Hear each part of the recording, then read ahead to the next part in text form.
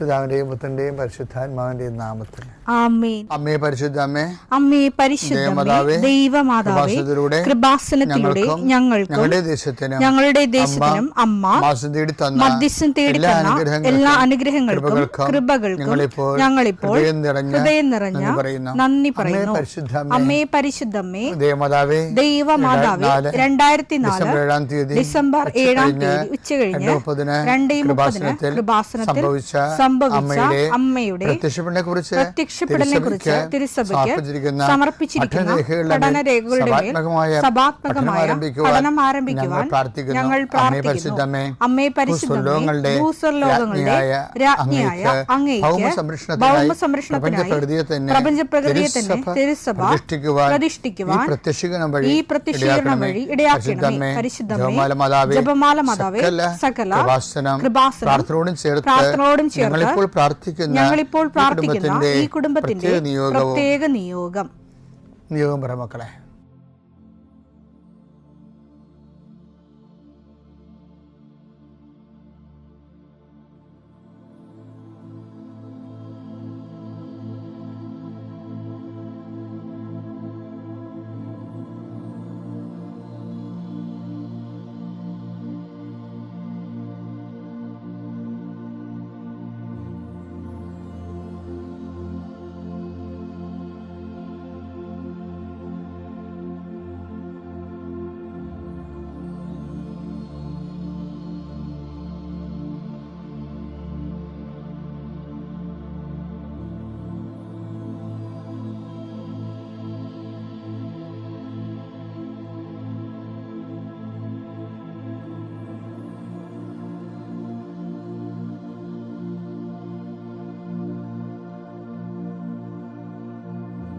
അമ്മയുടെ പ്രത്യക്ഷീകരണത്തിന്റെ ഈ അനുഗ്രഹവേളയിൽ ഞങ്ങൾക്ക് സാധിച്ചു തരുവാൻ കനിയണമേ. ആമേൻ. വിശ്വാസ പ്രമാണം. സർവശക്തനായ പിതാവും ആകാശത്തിന്റെയും ഭൂമിയുടെയും സൃഷ്ടാവുമായ ദൈവത്തിൽ ഞാൻ വിശ്വസിക്കുന്നു. അവിടുത്തെ ഏകപുത്രനും ഞങ്ങളുടെ കർത്താവുമായ ഈശോമിശിഹായിലും ഞാൻ വിശ്വസിക്കുന്നു. ഈ പുത്രൻ പരിശുദ്ധാത്മാവിനാൽ ഗർഭസ്ഥനായി കന്യകാമറിയത്തിൽ നിന്ന് പിറന്ന് പൊന്തിയോസ് പീലാത്തോസിന്റെ കാലത്ത് പീഡകൾ സഹിച്ച് കുരിശിൽ തറയ്ക്കപ്പെട്ട് മരിച്ച് അടക്കപ്പെട്ട് പാതാളങ്ങളിൽ ഇറങ്ങി മരിച്ചവരുടെ ഇടയിൽ നിന്ന് 3-ാം നാൾ ഉയർത്ത് സ്വർഗത്തിലേക്ക് എഴുന്നള്ളി സർവശക്തിയുള്ള പിതാവായ ദൈവത്തിന്റെ വലതുഭാഗത്തിരിക്കുന്നു. അവിടെ നിന്ന് ജീവിക്കുന്നവരെയും മരിച്ചവരെയും വിധിക്കുവാൻ വരുമെന്നും ഞാൻ വിശ്വസിക്കുന്നു. പരിശുദ്ധാത്മാവിലും ഞാൻ വിശ്വസിക്കുന്നു. വിശുദ്ധ കത്തോലിക്കാ സഭയിലും പുണ്യവാന്മാരുടെ ഐക്യത്തിലും പാപങ്ങളുടെ മോചനത്തിലും ശരീരത്തിന്റെ ഉയർപ്പിലും നിത്യമായ ജീവിതത്തിലും ഞാൻ വിശ്വസിക്കുന്നു. ആമേൻ. സുഖസ്ഥനായ ഞങ്ങളുടെ പിതാവേ, അങ്ങയുടെ നാമം പൂജിതമാകണമേ. അങ്ങയുടെ രാജ്യം വരണമേ. അങ്ങയുടെ തിരുമനസ് സ്വർഗത്തിലെ പോലെ ഭൂമിയിലും ആകണമേ. അന്നു വേണ്ടുന്ന ആഹാരം ഇന്ന് ഞങ്ങൾക്ക് തരണമേ. ഞങ്ങളോട് തെറ്റ് ചെയ്യുന്നവരോട് ഞങ്ങൾ ക്ഷമിക്കുന്നത് പോലെ ഞങ്ങളുടെ തെറ്റുകൾ ഞങ്ങളോടും ക്ഷമിക്കണമേ. ഞങ്ങളെ പ്രലോഭനത്തിൽ ഉൾപ്പെടുത്തരുതേ, തിന്മയിൽ ഞങ്ങൾ രക്ഷിക്കണമേ. ആമേൻ. നന്മ നിറഞ്ഞ മറിയമേ, സ്വസ്തി. കർത്താവ് അങ്ങയുടെ കൂടെ സ്ത്രീകളിൽ അങ്ങ് അനുഗ്രഹിക്കപ്പെട്ടവളാകുന്നു. അങ്ങയുടെ ഉദരത്തിൻ ഫലമായി ഈശോ അനുഗ്രഹിക്കപ്പെട്ടവനാകുന്നു. പരിശുദ്ധ മറിയമേ, തമ്പുരാന്റെ അമ്മേ, പാപികളായ ഞങ്ങൾക്ക് വേണ്ടി ഇപ്പോഴും ഞങ്ങളുടെ മരണസമയത്തും തമ്പുരാനോട് അപേക്ഷിക്കണമേ. ആമേൻ. കർത്താവേ, നിന്റെ ഉന്നതമായ നാമത്തിന് സ്തോത്രം ചെയ്യാം. കർത്താവേ, നിന്റെ വിശുദ്ധ പൗരോഹിത്യത്തെ മഹത്വപ്പെടുത്തണമേ. കർത്താവേ, സഭയിലുള്ള സാന്നിധ്യം പ്രകടമാക്കണമേ. 40 വർഷം അർപ്പിച്ച കുർബാനയുടെ യോഗ്യതയാൽ കൃപാസ്ഥാനത്താരെ ജീവനോടെ പ്രത്യക്ഷപ്പെട്ട പരിശുദ്ധ അമ്മയുടെ പ്രത്യക്ഷീകരണ സ്ഥിരീകരണത്തിനായി ഇന്ന് കൃപാസ്ഥാനത്താരെ നടക്കുന്ന 10,000-കണക്കിന് മനുഷ്യരുടെ പ്രാർത്ഥനയോട് കൂടെ ദൈവവേദലെ ഞാൻ നിന്നെ ഈശോനാമത്തിൽ ആശീർവദിക്കുന്നു. ഇന്ന് അങ്ങയുടെ മക്കളെ പ്രാർത്ഥന കൂടുന്ന എല്ലാ മക്കൾക്ക് വേണ്ടി പ്രാർത്ഥിക്കുകയാണ്. കർത്താവെ, മനസ്സ് വേദനിക്കുന്ന എല്ലാ വിഷയങ്ങളും, അവരുടെ മനസ്സ് വേദനിപ്പിക്കുന്ന എല്ലാ വ്യക്തികളും ഇപ്പോഴും ഈശോയുടെ നാമം നിർവീര്യമാകട്ടെ. കർത്താവെ, മനസ്സ് വിഷമിപ്പിക്കുന്ന സാഹചര്യങ്ങൾ, ചെയ്തെടുക്കേണ്ട ഉത്തരവാദിത്തങ്ങൾ, മറ്റുള്ളവർ നമ്മളെ പഴി പറയാൻ സാധ്യതയുള്ള എല്ലാ വിഷയത്തിൻ്റെ മേലും കർത്താവിൻ്റെ കരുണ ചൊരിയുകയും നിങ്ങളെ കർത്താവ് ഇന്ന് നിലനിർത്തി തരികയും ചെയ്യട്ടെ. നിങ്ങൾ പോകുന്ന വഴികൾ, കണ്ടുമുട്ടുന്ന വ്യക്തികൾ, ചെയ്യുന്ന കാര്യങ്ങൾ, യാത്ര ചെയ്യുന്ന വാഹനങ്ങൾ, ഒപ്പിടുന്ന പേപ്പറുകൾ, കൈമാറുന്ന രേഖകൾ, കഴിക്കുന്ന മരുന്ന് എല്ലാം മാതാവിൻ്റെ മധ്യസ്ഥതയിലെ യേശുനാമത്തിൽ അനുഗ്രഹിക്കപ്പെടുകയും നീ ദൈവത്തെ അനുഭവിക്കാൻ ഇന്ന് നിന്നെ സഹായിക്കുകയും ചെയ്യട്ടെ. നിത്യം പിതാവും പുത്രനും പരിശുദ്ധാത്മാശ്രേഷ്ഠ നീക്കുവാണ്. എൻ്റെ പ്രിയപ്പെട്ടവർ, നമ്മളെ ദൈവത്തിൻ്റെ സ്വന്തമാക്കുക ആകുക ഉടമ്പടിയുടെ ഏറ്റവും വലിയ ലക്ഷ്യം അതാണ്. അതുകൊണ്ട് പൗലോസ് പറയുന്നുണ്ട്, യേശുക്രിസ്തുവിൻ്റെ സ്വന്തവും സ്വന്തമാകാൻ വിളിക്കപ്പെട്ടവരും. റോമ 1:6 യേശുക്രിസ്തുവിന്റെ സ്വന്തമാകാൻ വിളിക്കപ്പെട്ടിരിക്കുന്ന നിങ്ങളും അവരിൽ ഉൾപ്പെടുന്നു. അപ്പൊ യേശുക്രിസ്തുവിന്റെ എന്ന് പറഞ്ഞ ആ ബന്ധം എന്ന് പറയണത് സ്വന്തം എന്നുള്ള ഒരു ബന്ധമാണുള്ളത്. അത് അങ്ങനെ വരണത് ഉടമ്പടിയുടെ വാഗ്ദാനത്തിലൂടെയാണ്. അതാണ് എസെക്കിയേലിൽ നമ്മൾ വായിച്ചത്. വാഗ്ദാനത്തിലൂടെ ഉടമ്പടി വഴി ഞാൻ നിന്നെ വിവാഹം കഴിച്ച് സ്വന്തമാക്കിയെന്നാണ്. അപ്പം നമ്മളെ സംബന്ധിച്ചിടത്തോളം ഏറ്റവും ഇസഡ് കാര്യങ്ങൾ ദൈവത്തിൻ്റെ കൃപയിലും. പിന്നെ നമ്മളെപ്പോഴും ഉടമ്പടി ശ്രദ്ധിക്കേണ്ട ഒരു കാര്യമുണ്ട്. ഈ ഉടമ്പടി എടുക്കുമ്പോൾ നമ്മൾ ഓരോ ഉടമ്പടി ദൈവമായിട്ട് എടുക്കും. അത്തരം പല ഉടമ്പടി പല അലപലാദികളായിട്ട് എടുക്കും. അതായത് ദൈവമായിട്ടൊരു ഉടമ്പടി, പിന്നെ അജ്ഞാതമായ കുറേ ഉടമ്പടി കുറേ ആൾക്കാരോട് എടുക്കും. കാര്യം നിങ്ങൾക്കറിയാലോ, ഓരോ ഉടമ്പടിയും നിലനിൽക്കത്തുള്ളൂ. ദൈവത്തിന് നിരക്കാത്ത കുറേ ഉടമ്പടികൾ ഉണ്ടാകും. അതാണ് നമ്മുടെ ഉടമ്പടിയിൽ ആൾക്കാർക്ക് പണി കിട്ടുന്നതിൻ്റെ കാര്യം. അതാണ് പണി കിട്ടണമല്ല, ആൾക്കാർക്ക് വിചാരിക്കേണ്ട രീതി ഫലം ഉണ്ടാകാത്തതിൻ്റെ കാരണം ഇവർ രഹസ്യ ഉടമ്പടി, പരസ്യ ഉടമ്പടി ദൈവമായിട്ടും രഹസ്യ ഉടമ്പടി വേറെ ആൾക്കാരെടുക്കും. അതുകൊണ്ടാണ് ദൈവം പറഞ്ഞത്, നിങ്ങൾ പ്രഭുക്കന്മാരെ ആശ്രയിക്കരുത്. ആശ്രയം ആരിൽ വെച്ചാലും അത് ഉടമ്പടി റിലേഷനായിട്ട് വരും ഫലത്തിലെ. സങ്കീർത്തനം 118:8-9 മനുഷ്യനിൽ ആശ്രയിക്കുന്നതിനേക്കാൾ കർത്താവിൽ അഭയം തേടുന്നത് നല്ലത്. പ്രഭുക്കന്മാരിൽ ആശ്രയിക്കുന്നതിനേക്കാൾ കർത്താവിൽ അഭയം തേടുന്നത് നല്ലത്. അതായത് നമ്മൾ ഉടമ്പടി എടുക്കുമ്പോൾ ദൈവമായിട്ടാണ് നമുക്ക് ഉടമ്പടി, പരസ്യ ഉടമ്പടി വരുന്നത്. പക്ഷെ പല ആൾക്കാരും നിലപാടിൽ വേറെ പലയായിട്ട് രഹസ്യ ഉടമ്പടി വരും. അതുകൊണ്ടാണ് ഈ ഉടമ്പടി ചില ആൾക്കാർ ഭരിക്കാതെ വരണത്. അതായത് പ്രഭുക്കന്മാർ ദൈവത്തിൻ്റെ സ്ഥാനത്ത് വേറെ ആരെ ഈ പ്രഭുക്കന്മാരെ കൊണ്ടുവന്നാലും പൊന്നു കൊണ്ടുവന്നാലും വേറെ എന്ത് കൊണ്ടുവന്നാലും ഈ ഉടമ്പടി ഡാമേജാണ്. എപ്പോഴും നമ്മൾ ശ്രദ്ധിക്കണം. ഉടമ്പടി ദൈവമായിട്ടുള്ള ഒരു സെക്ലൂഡഡ് ആയിട്ടുള്ള വളരെ ഉടമ്പടിക്ക് നിരക്കാത്ത ബന്ധങ്ങളെ അവോയ്ഡ് ചെയ്യുന്ന, ദൈവാനുഭവം കിട്ടിയവന് പിന്നെ വേറെ ഒന്നും ചോദിക്കത്തില്ല. ദൈവത്തെ എടുക്കുക, ദൈവത്തെ മാത്രമേ ചോദിക്കത്തുള്ളൂ. അങ്ങനെ ഒരു ദിവസത്തിന് വേണ്ടി നിങ്ങൾ പരിശുദ്ധമായ ഈ ആൾത്താരയിൽ വന്ന് സാക്ഷ്യം പറയുവാൻ ലഭിച്ച കൃപയെ ഓർത്ത് പരിശുദ്ധ അമ്മയ്ക്കും ദേവകുമാരനും നന്ദി പറയുന്നു. എൻ്റെ പേര് സോണിയ. ഞാൻ കോട്ടയം ജില്ലയിൽ മണർകാട് സെൻറ്റ് മേരീസ് പള്ളിയിൽ ഇടവകാംഗമാണ്. 2022 ഏപ്രിൽ 11 ഞാനിവിടെ ഉടമ്പടി എടുത്തത്. ഉടമ്പടി എടുക്കുവാനുണ്ടായ സാഹചര്യം, എൻ്റെ 4ാമത്തെ കുഞ്ഞിന് വേണ്ടിയാണ് ഞാനിവിടെ വന്ന് ഉടമ്പടി എടുത്തത്. എനിക്ക് 4 സിസേറിയൻ ആയിരുന്നു. അതിൽ 3ാമത്തെ സിസേറിയൻ ഒരല്പം കോംപ്ലിക്കേഷൻ ഉള്ളതായിരുന്നു. 8ാം മാസത്തിൽ എനിക്ക് വളരെയധികം കൺട്രാക്ഷൻ ഉണ്ടാവുകയും എനിക്ക് എൻ്റെ സ്കാറ് വിട്ടുപോകുന്ന ഒരു സാഹചര്യം ഉണ്ടാവുകയും ചെയ്തു. അത് വളരെ അത്ഭുതകരമായി ഞാൻ അന്ന് ആ ഹോസ്പിറ്റലിൽ എത്തപ്പെട്ടതായിരുന്നു. എൻ്റെ കുഞ്ഞിന് ഒരു പനി പോലെ കണ്ട് യാതൊരു ഇതുമില്ലാതെ ഞങ്ങൾ പെട്ടെന്ന് ആ ഹോസ്പിറ്റലിൽ ചെന്നു. കുഞ്ഞിനെ കാണിക്കാൻ കയറിയപ്പോൾ കുഞ്ഞിന് യാതൊരുവിധ കുഴപ്പവുമില്ലായിരുന്നു. പക്ഷേ എൻ്റെ ഡോക്ടർ അവിടെ ഫ്രീ ആയിരുന്നത് കൊണ്ട് ഞാൻ ഡോക്ടറെ കയറി കണ്ടപ്പോൾ എനിക്ക് ഹെവിയറായിട്ടുള്ള കൺട്രാക്ഷൻ ഉണ്ടായിരുന്നുകൊണ്ട് ഡോക്ടർ എമർജൻസി സിസേറിയൻ പറഞ്ഞു. കുഞ്ഞിനെയുമായിട്ട് നിന്ന് എന്നെ 2 സിസ്റ്റേഴ്സ് വളരെ എമർജൻസി ആയി പിടിച്ച് ഓപ്പറേഷൻ തിയേറ്ററിൽ കയറ്റി ഓപ്പറേഷൻ ചെയ്യുകയായിരുന്നു. ഞാൻ വളരെ കരഞ്ഞുകൊണ്ടാണ് അന്ന് അവിടെ കയറിയത്. എൻ്റെ കൂടെ എൻ്റെ ഹസ്ബൻഡും കുഞ്ഞും മാത്രമേ ഉണ്ടായിരുന്നുള്ളൂ.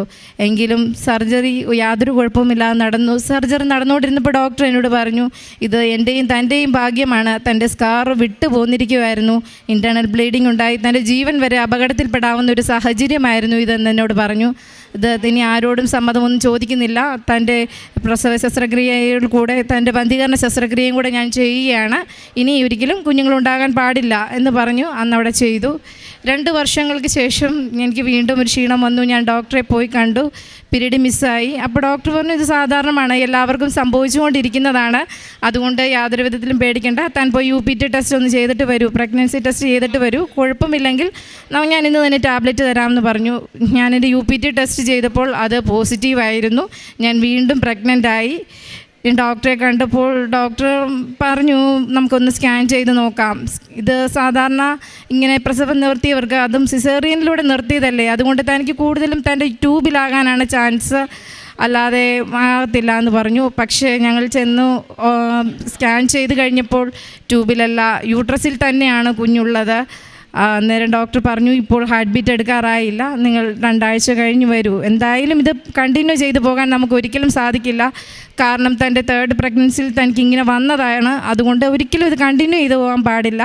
ഇവിടെ ഹാർട്ട് ബീറ്റ് ഇല്ലെങ്കിൽ ഞങ്ങൾ ഈ ഹോസ്പിറ്റലിൽ തന്നെ അത് ചെയ്തു തരാം എന്ന് പറഞ്ഞു. അവർ ഞങ്ങളെ അയച്ചു. 2 ആഴ്ച ഞങ്ങൾ കരഞ്ഞും പ്രാർത്ഥിച്ചും കൊണ്ടിരുന്നു, ദൈവമേ അത്ഭുതം എന്തെങ്കിലും ചെയ്ത് ഞങ്ങൾ ഇതിൽ നിന്ന് ഒഴിവാക്കി തരണമേ എന്ന് ഞങ്ങൾ നിരന്തരമായിട്ട് പ്രാർത്ഥിച്ചുകൊണ്ടിരുന്നു. അങ്ങനെ ഏപ്രിൽ 9-ാം തീയതി ഞങ്ങൾ അവിടെ ചെന്നു, ഹോസ്പിറ്റലിൽ ചെന്നു. സ്കാൻ ചെയ്തപ്പോൾ കുഞ്ഞിന് ഹാർട്ട് ബീറ്റ് ഉണ്ട്. കുഞ്ഞ് വളരെ ഹെൽത്തി ആയിട്ടുള്ള ഹാർട്ട് ബീറ്റാണ്. ഡോക്ടർ എന്നിട്ടും എന്നോട് പറഞ്ഞു, ഇത് നമുക്ക് കണ്ടിന്യൂ ചെയ്തുകൊണ്ട് പോകാൻ പറ്റത്തില്ല സോണിയ, കാരണം സോണിയയ്ക്ക് ഇങ്ങനെയുള്ള ഒരു സാഹചര്യം മുൻപേ ഉള്ളതുകൊണ്ട് ഇത് യാതൊരു വിധത്തിലും നമുക്ക് മുമ്പോട്ട് കൊണ്ടുപോകാൻ പറ്റത്തില്ല. ഞങ്ങൾ ഒരുപാട് കരഞ്ഞു, വിഷമിച്ചു. എൻ്റെ ഹസ്ബൻഡും വളരെയധികം വിഷമിച്ചു, കാരണം ഞാനൊരു കത്തോലിക്ക വിശ്വാസത്തിൽ വളർന്നു വന്ന ഒരാളായിരുന്നു. അതുകൊണ്ട് എനിക്ക് പ്രസവം നിർത്തുന്നതോ അബോർഷൻ ചെയ്യുന്നതിനോടൊന്നും യാതൊരു താല്പര്യമില്ലാത്ത വ്യക്തിയായിരുന്നു. അങ്ങനെയുള്ളവർക്ക് വേണ്ടി നിരന്തരം പ്രാർത്ഥിച്ചുകൊണ്ടിരിക്കുന്ന ഒരു വ്യക്തിയായിരുന്നു ഞാൻ. അപ്പം ഞാൻ ആകെ തകർന്നു, കരഞ്ഞു, വളരെയധികം സങ്കടത്തിലൂടെ ഞങ്ങൾ കടന്നുപോയി. പക്ഷേ ഡോക്ടർ അന്ന് തന്നെ ഞങ്ങൾക്ക് വേറെ ഡോക്ടറിനെ കൺസൾട്ട് ചെയ്യാൻ തന്നു. എമർജൻസി ആയിട്ട് പോയി, ഇന്ന് തന്നെ ഇത് ചെയ്യൂ, ഇത് നമുക്ക് മുമ്പോട്ട് കൊണ്ടുപോകാൻ പറ്റത്തില്ല, കാരണം ഇത് അബോർഷൻ പോലും ചെയ്യുന്നത് റിസ്ക്കാണ്. തനിക്ക് 3 സിസേറിയൻ കഴിഞ്ഞതാണ്.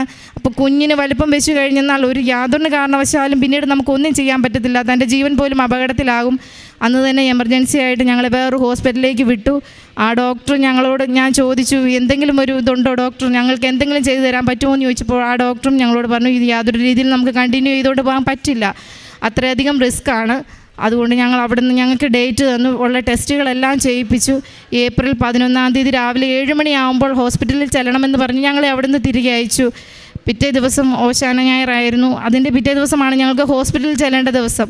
ഞാൻ വളരെയധികം കരഞ്ഞു. ഓശാന ഞായറാഴ്ച പള്ളിയിൽ പോയി നിന്ന് പ്രാർത്ഥിച്ചു ഈശോയോടും മാതാവിനോടും. ആ പള്ളിമുറ്റത്ത് നിന്ന് ഞാൻ അവിടെ നിന്ന് കരഞ്ഞു. ആ കുർബാന തുടങ്ങി തീരുന്നത് വരെ ഞാൻ അവിടെ നിന്ന് കരഞ്ഞുകൊണ്ടിരിക്കുന്നു. ആരെങ്കിലും എന്നെ ശ്രദ്ധിക്കുന്നുണ്ടോ എന്നൊന്നും ഞാൻ നോക്കിയില്ല. എൻ്റെ ഇളയ 3-ാമത്തെ കുഞ്ഞ് എൻ്റെ കയ്യിലിരിപ്പുണ്ടായിരുന്നു. അവന് 2 വയസ്സേ ഉള്ളൂ. അവനുമായി നിന്നു. എൻ്റെ കയ്യിൽ ഓലയുണ്ട്, അവൻ എൻ്റെ ഒരു കയ്യിലിരിക്കുന്നു. വേറെ ആരും എൻ്റെ കൂടെയില്ല. ഞാൻ അവിടെ നിന്ന് കരഞ്ഞുകൊണ്ട് പ്രാർത്ഥിച്ചുകൊണ്ടിരുന്നു. വിശുദ്ധ കുർബാന സ്വീകരിക്കുന്ന സമയമായപ്പോൾ ആരും എന്നെ പള്ളിയിലേക്ക് ഉന്തി കയറ്റുന്ന പോലെ എനിക്ക് തോന്നി, വളരെ ഇതായിട്ട്. പക്ഷേ എൻ്റെ മനസ്സ് പിന്നെ, എൻ്റെ കൈ കുഞ്ഞില്ലേ, കയ്യിലാണ് കുർബാന സ്വീകരിക്കുന്നത്, കയ്യിൽ ഓലയുണ്ട്, കുഞ്ഞുണ്ട് എന്നൊക്കെ പറഞ്ഞ് ഞാൻ പുറകോട്ട് നിൽക്കുമ്പോഴും ആരും എന്നെ ബലം പ്രയോഗിച്ച് ഉള്ളിലേക്ക് കിടത്തി ഞാൻ ചെന്ന് കുർബാന സ്വീകരിച്ചു. കുർബാന സ്വീകരിച്ച ശേഷം ഞാൻ ഈശോയുടെയും അമ്മയുടെയും മുഖത്തോട്ട് നോക്കി ചോദിച്ചു, ഞാൻ ഇത് ആഗ്രഹിച്ച് എനിക്ക് കിട്ടിയതല്ല, നിങ്ങൾ എൻ്റെ കയ്യിൽ വെച്ച് തന്ന സമ്മാനമാണിത്, എനിക്കിത് നഷ്ടപ്പെടാൻ പാടില്ല, എനിക്ക് എന്ത് ചെയ്യണമെന്ന് എനിക്കറിയില്ല, പക്ഷേ എനിക്ക് എൻ്റെ കുഞ്ഞ് നഷ്ടപ്പെടാൻ പാടില്ലെന്ന് പറഞ്ഞു. ഞാൻ അവിടെ നിന്ന് കരഞ്ഞു. എന്തോ വളരമായൊരു ശക്തി എന്നിലേക്ക് വരുന്നത് ഞാൻ അറിഞ്ഞു. പിറ്റേ ദിവസം ഹോസ്പിറ്റലിൽ പോകേണ്ട ഞാൻ എൻ്റെ ഹസ്ബൻഡിനെ വിളിച്ച് പറഞ്ഞു, ഞാൻ വരുന്നില്ല. ഇതിനു മുമ്പ് എൻ്റെ നാത്തൂൻ എന്നോട് കൃപാസനം പള്ളിയെക്കുറിച്ച് പറഞ്ഞിട്ടുണ്ടായിരുന്നു. ഞാൻ പറഞ്ഞു, നമുക്ക് പള്ളിയിൽ പോകാം, പള്ളിയിൽ പോയിട്ട് വന്നിട്ട് നമുക്ക് എന്ത് തീരുമാനം വേണേലും എടുക്കാം.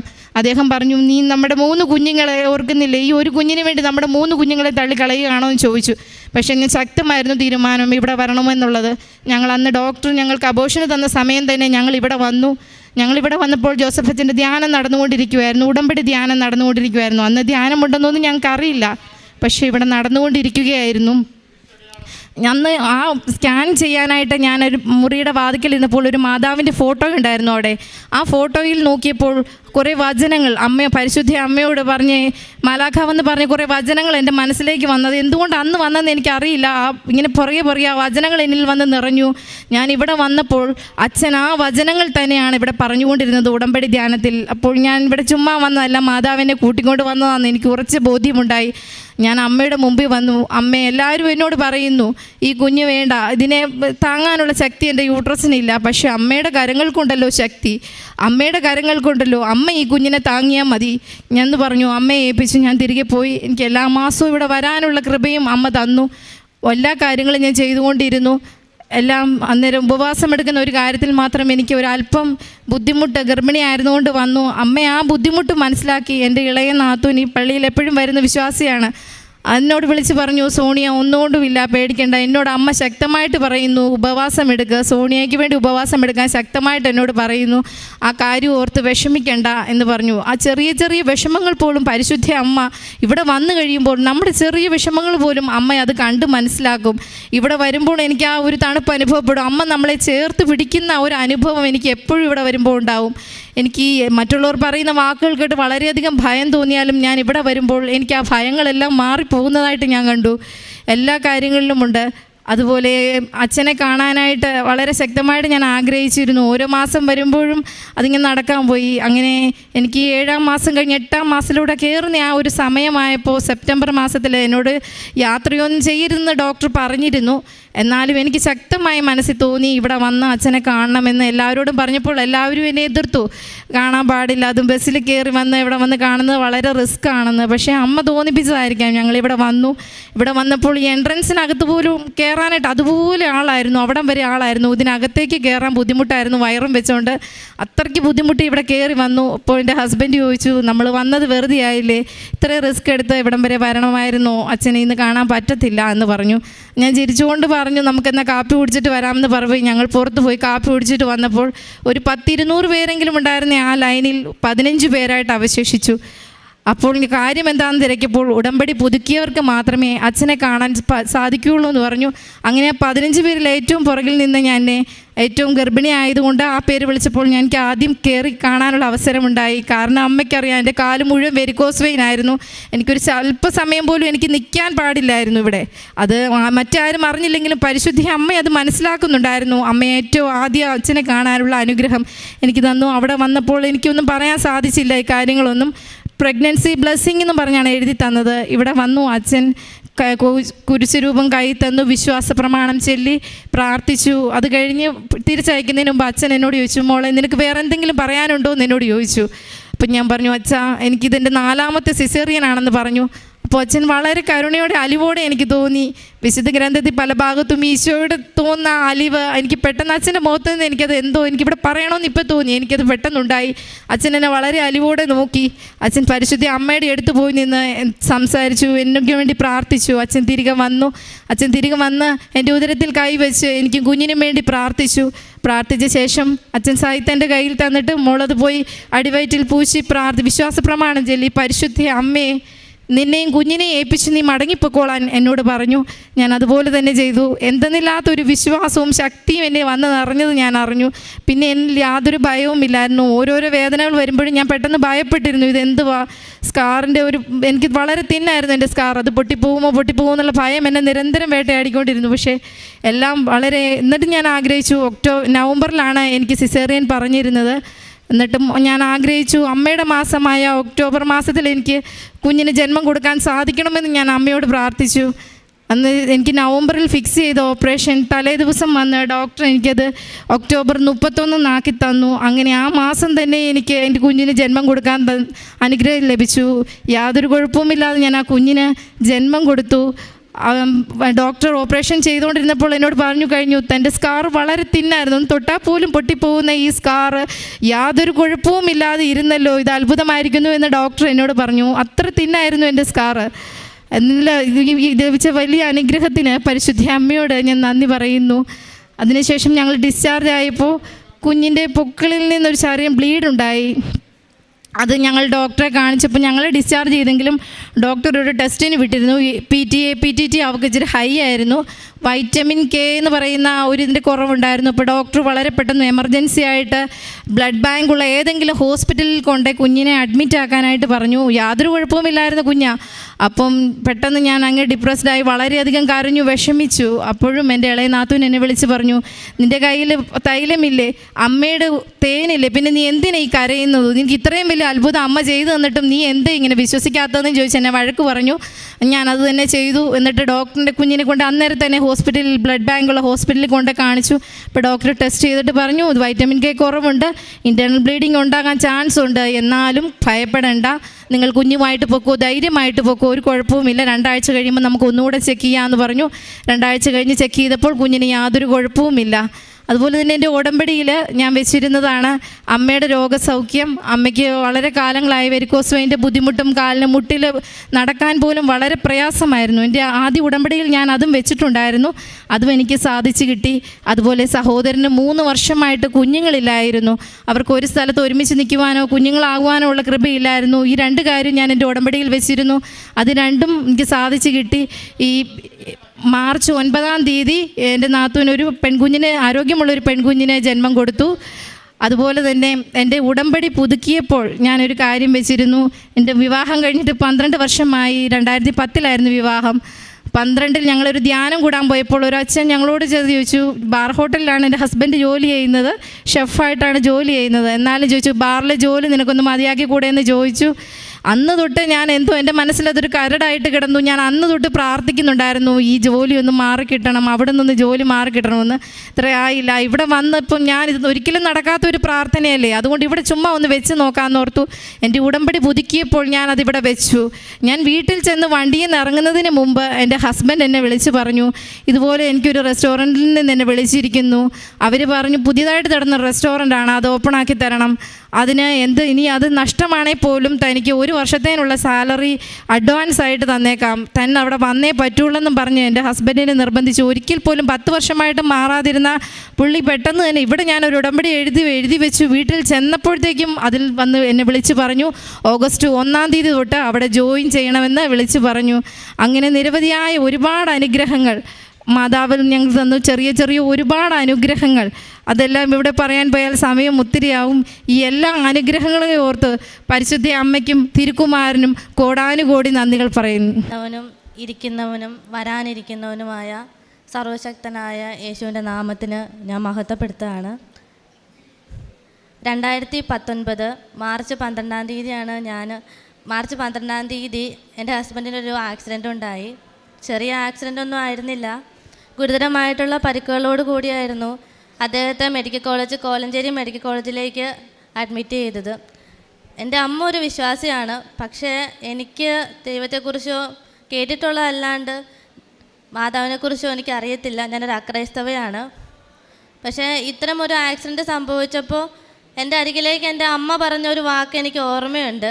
ഈ സമയത്ത് തളരുകയല്ല വേണ്ടത്, കരയുകയല്ല വേണ്ടത്, പ്രാർത്ഥിക്കുക മാത്രം ചെയ്യുക, ദൈവത്തിന് മാത്രമേ രക്ഷപ്പെടുത്താൻ പറ്റൂവെന്ന്. ആ സെക്കൻഡിൽ തന്നെ എൻ്റെ ഹൃദയത്തിലേക്ക് എന്തോ ഒന്നിങ്ങനെ കടന്നു വന്നതുപോലെ എനിക്ക് അനുഭവപ്പെട്ടു. പെട്ടെന്ന് ഞാൻ ഓർക്കുകയായിരുന്നു, എൻ്റെ അമ്മ എൻ്റെ അടുത്ത് വന്നിട്ട് എന്നോട് പറഞ്ഞിരുന്നു കൃപാസനത്തിൽ പോകണം. പത്രം കിട്ടിയ സമയത്ത് ഞാനാണ് പറഞ്ഞത് ഞാൻ വരുന്നില്ല, നിങ്ങൾ പൊക്കോ എന്ന്. പക്ഷേ മാർച്ച് 12-ാം തീയതി ഒരു ആക്സിഡൻറ്റ് പറ്റിയപ്പോൾ എൻ്റെ മനസ്സിലേക്ക് ആദ്യം കടന്നു വന്നത് പരിശുദ്ധ അമ്മയുടെ അരികിലേക്ക് ചെല്ലണം എന്നതായിരുന്നു. ഞാൻ പോകാൻ വേണ്ടി വാശി പിടിച്ചു. ഹസ്ബൻഡിന് 2 തോളല് പൊട്ടി, നട്ടല് പൊട്ടി, വാരിയിൽ 4 എണ്ണം പൊട്ടൽ പറ്റി, ഏകദേശം 100 സംതിങ്ങോളം സ്റ്റിച്ച് പുറത്തുണ്ടായിരുന്നു. 4 ഓപ്പറേഷനാണ് ഡോക്ടർ പറഞ്ഞിരുന്നത്. വളരെ തളർന്ന അവശയായിട്ട് ഞാനിവിടെ കയറി വരുമ്പോൾ എനിക്കൊരു പ്രതീക്ഷയില്ല, പക്ഷെ എൻ്റെ മനസ്സിൽ വിശ്വാസം ഉണ്ടായിരുന്നു അമ്മ ഇടപെടുമെന്ന്. ഞാനിവിടെ കയറി ഇരുന്നപ്പോൾ, പുറമേ നിന്ന് ഞാൻ കയറി അകത്ത് വന്നപ്പോൾ എനിക്ക് അനുഭവപ്പെട്ടത് ശരിക്കും ചൂടിൽ നിന്ന് തണുപ്പിലേക്ക് കയറി വന്നൊരു ഫീലായിരുന്നു. എന്നെ ആരോ തൊട്ടതുപോലെ എനിക്ക് തോന്നി. അതുവരെ ഞാൻ കണ്ണീരോടെ ഇരുന്ന് ഞാൻ കരയാതെയായി. ആ സമയത്ത് എൻ്റെ അനിയത്തി എൻ്റെ അടുത്തുണ്ടായിരുന്നു. അവൾ എന്നോട് പറഞ്ഞു, ഇതിൻ്റെ പുറത്ത് നിൽക്കുമ്പോൾ വല്ലാത്തൊരു വിഷമോ സങ്കടമായിരുന്നു, പക്ഷേ ഇതിൻ്റെ ഉള്ളിലേക്ക് കയറിയപ്പോൾ എന്തെന്നറിയത്തില്ല, ഭയങ്കര ഒരു അനുഭവം. ഞാനിവിടെ ഇരുന്ന് പ്രാർത്ഥിച്ചു, എനിക്കൊന്നും അറിയില്ല, പക്ഷെ എല്ലാ കാര്യങ്ങളും ഞാൻ തന്നെയാണ് ചെയ്തത്. ഇവിടെ നിന്ന് പുറത്തിറങ്ങിയപ്പോൾ ശരിക്കും പുതിയൊരു സൃഷ്ടിയായിട്ട് ക്രിസ്തു എന്നെ മാറ്റി. ഞാനിവിടെ നിന്നിറങ്ങി. ഏകദേശം മാർച്ച് 15-ാം തീയതിയാണ് ഞാനിവിടെ വന്ന് ഉടമ്പടി എടുത്തത്. എനിക്ക് പ്രാർത്ഥിക്കാനൊന്നും അറിയില്ല. ആ സമയത്തൊക്കെ എൻ്റെ പരിശുദ്ധ അമ്മ എൻ്റെ കൂടെ എന്നോടൊപ്പം വന്നിരുന്നു. അത് പറയാതിരിക്കാൻ പറ്റത്തില്ല. അമ്മയോട് മാത്രമായിട്ട് ഞാൻ പ്രാർത്ഥിക്കുമായിരുന്നു. എന്ത് പറയണം, എങ്ങനെ പറയണമെന്നൊന്നും എനിക്കറിയില്ല. പക്ഷേ ജപമാലയും വിശുദ്ധ ഗ്രന്ഥവും എൻ്റെ കൈകളിലേക്ക് അമ്മ തന്നു എന്നുള്ളതാണ്. ഉടമ്പടി എടുത്ത് കുറച്ച് ദിവസത്തിനുള്ളിൽ തന്നെ തീക്ഷ്ണമായിട്ട് ആഗ്രഹമായിരുന്നു ഗ്രന്ഥം വേണം, അതുപോലെ തന്നെ ജപമാല വേണമെന്ന്. വായിക്കാൻ അറിയില്ല, പഠിക്കാൻ അറിയില്ല, പ്രാർത്ഥിക്കാൻ അറിയില്ല. പ്രാർത്ഥന ഞാൻ ഇവിടുത്തെ 5 വെളുപ്പിന് എഴുന്നേറ്റ് ചൊല്ലുമായിരുന്നു, പ്രാർത്ഥിക്കുമായിരുന്നു. ഒറ്റ ആഗ്രഹം മാത്രമേ എനിക്കുണ്ടായിരുന്നുള്ളൂ.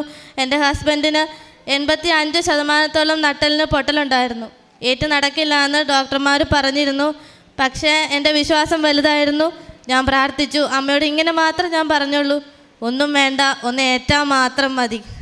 അങ്ങനെ ഏപ്രിൽ 16-ാം തീയതി എന്നൊരു ഡേറ്റ് ഞാൻ ചുമ്മാ ഇടുവാണ്. ആ ഏപ്രിൽ 16-ാം തീയതി എൻ്റെ ഹസ്ബൻഡ് എഴുന്നേറ്റ് നടന്നു. 4 ഓപ്പറേഷനാണ് ഡോക്ടർമാർ പറഞ്ഞിരുന്നത്. 4 ഓപ്പറേഷനും കൂടാതെ പരിശുദ്ധ അമ്മ സൗഖ്യം കൊടുത്ത് അനുഗ്രഹിച്ചു. അതുപോലെ തന്നെ രണ്ടാമതായിട്ട് ഞാനിവിടെ ഉടമ്പടി ഞാനങ്ങനെ പുതുക്കുന്ന ആളല്ല. രണ്ടാമതായിട്ട് അവിടെ ഉടമ്പടി പുതുക്കാനായിട്ട് വന്നപ്പോൾ 2022 ഒക്ടോബർ മാസമാണ് ഞാനിവിടെ വരുന്നത്. അന്ന് എൻ്റെ അമ്മയുടെ നാത്തൂന്, എൻ്റെ അമ്മായി എന്നാണ് ഞാൻ വിളിക്കാറുള്ളത്, മൂത്ത നാത്തൂന് പെട്ടെന്ന് ശരിക്കും സാക്ഷ്യം പറയാനാണ് ഞാൻ വരാനായിട്ട് ഒരുങ്ങിയത്. പക്ഷെ അന്ന് രാവിലെ ആയപ്പോഴേക്കും പെട്ടെന്ന് അമ്മായിക്ക് പ്രഷർ കൂടിയിട്ട് ഞരമ്പ് 3 എണ്ണം പൊട്ടി. ഏകദേശം ശരീരം മുഴുവനും ബ്ലഡ് ആയിരുന്നു. അതുപോലെ തന്നെ അവർ ഞങ്ങളെ പെട്ടെന്നായിരുന്നു ഇങ്ങനെ ഞങ്ങളെ വിളിച്ചിട്ട് പറഞ്ഞപ്പോൾ ഞാൻ പറഞ്ഞു, പേടിക്കേണ്ട, ഞാനിങ്ങനെ അവർ വിശ്വാസമുള്ളവരല്ല, പള്ളിയിൽ പോവുകയാണെന്ന് പറഞ്ഞു. പ്രാർത്ഥിക്കാമെന്ന് മാത്രം ഞാൻ പറഞ്ഞുള്ളൂ. ശരിക്കും സാക്ഷ്യം പറയാനുള്ള അതിയായ ആഗ്രഹത്തോടു കൂടി ഇറങ്ങിയതാണ് ഞാൻ. പക്ഷെ ഇവിടെ വന്ന് ഉടമ്പടി ഞാൻ പുതുക്കിയപ്പോൾ ആദ്യത്തെ കാര്യം എൻ്റെ മനസ്സിലേക്ക് വന്നത് അമ്മായിയുടെ കാര്യമായിരുന്നു. കോട്ടയം മെഡിക്കൽ കോളേജിൽ അനക്കം ഇല്ലാതെ ഇങ്ങനെ കിടക്കുന്നു. ഞാനിവിടെ വന്ന് ഉടമ്പടി ആദ്യത്തെ നിയോഗം എഴുതി ഓൺ ദ സ്പോട്ടിൽ തന്നെ എനിക്ക് അവിടുന്ന് കോള് വരുവാണ്, ആൾ എഴുന്നേറ്റു എന്നും പറഞ്ഞിട്ട്. ഒരാഴ്ചക്കുള്ളിൽ തന്നെ ആൾ ഡിസ്ചാർജായി. അതിനേക്കാൾ വലിയൊരു അത്ഭുതം എന്ന് പറയുന്നത് 3 ഞരമ്പ് പൊട്ടിയിട്ടുണ്ടായിരുന്നെങ്കിൽ അവർ സ്കാൻ ചെയ്തപ്പോൾ 2 എണ്ണം ഓക്കെ ആയിരുന്നു, ഒരു കുഴപ്പമുണ്ടായിരുന്നില്ല. 1 എണ്ണം മാത്രമായിരുന്നു ചെറിയൊരു ഇതുണ്ടായിരുന്നുള്ളൂ. അത് അവരപ്പം തന്നെ ആൻറ്റിയോഗ്രാം ചെയ്ത് ഒരാഴ്ചക്കുള്ളിൽ തന്നെ ആൾ സൗഖ്യപ്പെട്ട് വീട്ടിലേക്ക് വന്നു എന്നുള്ളതാണ്. മൂന്നാമതായിട്ട് ഞാനിവിടെ ഉടമ്പടി എടുത്ത് ഇവിടുന്ന് വീട്ടിലേക്ക് എൻ്റെ വല്യമ്മച്ചിക്ക് ക്യാൻസർ ആയിരുന്നു. എനിക്കറിയില്ലായിരുന്നു, പക്ഷേ ദൈവം അത് കാണിച്ചു തന്നു. ക്യാൻസറായി വളരെ കരളിന് ബാധിച്ച് 3 മാസമാണ് ഡോക്ടർമാർ ആയുസ് പറഞ്ഞിട്ടുണ്ടായിരുന്നത്. വളരെ വേദനയോടുകൂടി കരൾ കാണുമ്പോൾ ശരിക്കും പറഞ്ഞാൽ മാറിപ്പോവെങ്കിലും പെട്ടെന്ന് മനസ്സിലേക്ക് ദൈവം തന്നൊരു കാര്യമായിരുന്നു ഇവിടുത്തെ വെഞ്ചരിച്ച തേന്. അതൊരു നുള്ള അമ്മേനോട് പറഞ്ഞു കൊടുക്കാൻ ഞാൻ അങ്ങനെ പ്രാർത്ഥിച്ചിട്ട് അമ്മയുടെ വായിലേക്ക് കൊടുത്തു. എൻ്റെ വല്യമ്മച്ചൊരു വിശ്വാസിയല്ല, പ്രാർത്ഥിക്കുന്ന ആളുമല്ല, പക്ഷേ എന്നോടൊപ്പം ഇരിക്കുന്ന ഒരാളായിരുന്നു. ഞാൻ കൊടുത്തു. ആ ഓൺ ദ സ്പോട്ടിൽ തന്നെ വല്യമ്മ ഉറങ്ങാൻ തുടങ്ങി എന്നുള്ളതാണ്. വേദനയില്ല, വിഷമങ്ങളില്ല. മരണത്തോളം വരെ അമ്മയ്ക്കൊരു വേദനയോ വിഷമങ്ങളോ ഒന്നും കൂടാതെ ദൈവം അമ്മയെ കൊണ്ടുപോയി. അത് കാണാനുള്ള വലിയ ഭാഗ്യം എനിക്ക് എൻ്റെ കുടുംബത്തിനുണ്ടായെന്നുള്ള വലിയ ഭാഗ്യമാണ്. അതോടൊപ്പം തന്നെ എൻ്റെ അമ്മ വല്യമ്മച്ചി ആ സ്വപ്നങ്ങളിലെല്ലാം അമ്മയ്ക്ക് പുറമേ ബോധമില്ല, പക്ഷെ ഉള്ളിൽ നല്ല ബോധം ഉണ്ടായിരുന്നു. ഈ തേനുള്ളിലേക്ക് ചെന്ന സമയം തൊട്ട് വിശ്വാസമില്ലാതിരുന്ന അമ്മ ദൈവത്തെ മഹത്വപ്പെടുത്തുവാനും അവിടുത്തെ പാട്ടുപാടി ആരാധിക്കുവാനും സ്തുതിക്കാനും തുടങ്ങി എന്നുള്ളത് ഞാൻ എൻ്റെ കുടുംബത്തിലുള്ളവരും എൻ്റെ അയൽക്കാരും നോക്കി നിൽക്കെ കാണുന്നൊരു വലിയ അത്ഭുതമായിട്ട് ഞങ്ങൾക്ക് തോന്നി എന്നുള്ളതായിരുന്നു. എനിക്ക് ഇത്രയും കാര്യങ്ങളാണ് പറയാനുള്ളത്. പക്ഷേ ഇതൊന്നും എൻ്റെ എന്താ പറയുക, ഇതല്ല ദൈവം എന്നെ ഏൽപ്പിച്ചത് ഇവിടെ പറയാനായിട്ട്. ഞാനിവിടെ വരാനുള്ള കാരണം ഒരു ആക്സിഡൻ്റാണ്. പക്ഷേ ഞാനിവിടെ വന്ന് ഉടമ്പടി എടുത്ത് വീട്ടിൽ ചെന്ന് ഏകദേശം 3 മാസം ആയപ്പോഴേക്കും ഉടമ്പടിയിൽ നിന്നും നിർത്താമെന്ന് ഞാൻ വിചാരിക്കുകയാണ്. എനിക്കധികം പ്രായമൊന്നുമില്ല, അതുകൊണ്ടായിരിക്കും ഞാൻ ചിന്തിക്കുന്നു നിർത്താം. ആ സമയത്താണ് പെട്ടെന്ന് മാതാവിനോട് മാത്രം പ്രാർത്ഥിച്ചുകൊണ്ടിരുന്ന ഞാൻ എൻ്റെ ഉള്ളിലേക്ക് യേശുവിനെ കുറിച്ചിട്ട് കടന്നു വരാൻ തുടങ്ങി. കർത്താവിൻ്റെ കരുണക്കൊന്തയും മറ്റു പ്രാർത്ഥനകളും ഞാൻ കാണാനും കേൾക്കാനും കൂടുതലായിട്ട് ഈശോയെ അടുത്തറിയാനായിട്ട് തുടങ്ങിയപ്പോൾ വളരെയധികം എനിക്ക് ചിന്തിക്കാൻ തുടങ്ങി, എന്തുകൊണ്ടാണ് ഇങ്ങനെ സംഭവിക്കുന്നത്. എൻ്റെ അടുത്തൊക്കെ ഒരുപാട് ക്രിസ്ത്യൻസ് താമസിക്കുന്നുണ്ട്, പക്ഷെ ആരുടെ അടുത്ത് പോയി ചോദിക്കാനോ പറയുവാനോ പ്രാർത്ഥന പഠിക്കുവാനോ തമ്പുരാൻ എന്നെ അനുവദിച്ചില്ല, അനുവാദം തന്നിട്ടില്ലായിരുന്നു. ഞാൻ ആരോടും ചോദിച്ചില്ല, അമ്മയോട് മാത്രം പ്രാർത്ഥിച്ചു. ആ പരിശുദ്ധ അമ്മയുടെ സന്നിധിയിൽ നിന്ന് ഞാൻ പറയാണ്, ഞാൻ ഇവിടെ വന്നത് ഒരു ആക്സിഡൻ്റ് ആണെങ്കിൽ ഞാൻ തിരിച്ചു പോയതോ ശരിക്കും പറഞ്ഞു കഴിഞ്ഞാൽ കർത്താവിൻ്റെ പദ്ധതിക്കനുസൃതമായ ഒരു ജീവിതം നയിക്കുവാനും സ്വർഗത്തിലേക്ക് നോക്കിക്കൊണ്ട് പ്രാർത്ഥിക്കുവാനും അവിടുത്തെ നിത്യതയിലേക്ക് അനേകം പേരെ രക്ഷിക്കുവാനുള്ള ഒരു കൃപയായിട്ട് കർത്താവ് എന്നെ ഉയർത്തി എന്നുള്ളത് എനിക്ക് പറയാൻ കഴിയില്ല. അത്രമാത്രം ഈശോ എന്നെ പഠിപ്പിച്ചിരുന്നു. ഈശോയുമായിട്ട് അത്രയധികം ആത്മബന്ധം പരിശുദ്ധ അമ്മ വഴി എനിക്കുണ്ടാക്കാൻ സാധിച്ചു എന്നുള്ളത് എനിക്ക് പറയാനാവില്ല. അമ്മയെപ്പോലെ എനിക്ക് അമ്മയോട് ഞാൻ പ്രാർത്ഥിച്ച ഒന്നേ ഉള്ളൂ, എനിക്ക് അമ്മയെപ്പോലെ ആവണം. അമ്മയെപ്പോലെ എനിക്ക് ഈശോയെ സ്നേഹിക്കണം.